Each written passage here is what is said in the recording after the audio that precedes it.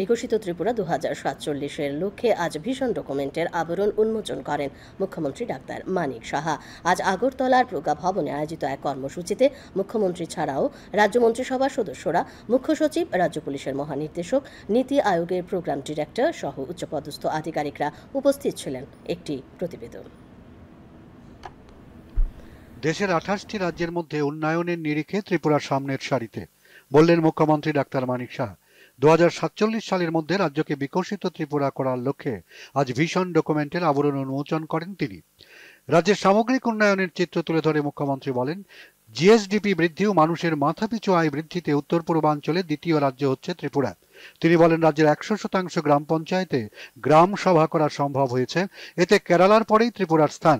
নীতি আয়োগের রিপোর্টে top performance state হিসেবে ত্রিপুরার নাম রয়েছে বলে জানান তিনি। ত্রিপুরা 100% পঞ্চায়েত সফলভাবে এই যে পিআই 2.0 গ্রাম সভা সম্পন্ন করেছে এবং এটা দুটো রাজ্য এর মধ্যে পেয়েছে বেস্ট, এটা কেরালা আর ত্রিপুরা। নীতি আয়োগের পাবলিশ করা যে সূচক তার মধ্যে ত্রিপুরা টপ পারফর্মিং স্টেট হিসাবে কিন্তু স্বীকৃতি পেয়েছে। ত্রিপুরাতে ফার্স্ট আমরাই সারা নর্থ ইস্টার্ন রিজনের মধ্যে আজ বিকশিত ত্রিপুরা যে ভিশন ডকুমেন্ট আমরা তৈরি করতে পেরেছি। অর্থ পরিকল্পনা দপ্তরের মন্ত্রী প্রণজিৎ সিংহ রায় বক্তব্য রাখতে গিয়ে বিকশিত ত্রিপুরার লক্ষ্য তুলে ধরেন। তিনি বলেন, রাজ্যের সম্ভাবনাকে উন্নত করা, পরিবেশগত স্থায়িত্ব, 100% সাক্ষরতা অর্জন সহ দারিদ্র্য দূরীকরণ, বেকারত্ব হ্রাস করার লক্ষ্য নিয়েই বিকশিত ত্রিপুরা 2047-এর ভিশন ডকুমেন্ট তৈরি করা হয়েছে। সমাজ শ্রেষ্ঠ দেশ ভারতবর্ষ যে গড়ার পরিকল্পনা, যাকে এটা প্রধানমন্ত্রী করছেন, তেমনি আমাদের রাজ্য মাননীয় মুখ্যমন্ত্রী আজকে যে ভাবনা, এই চিন্তাতে বিকশিত ত্রিপুরা 2047 এই রাজ্যকে এগিয়ে নিতে হবে।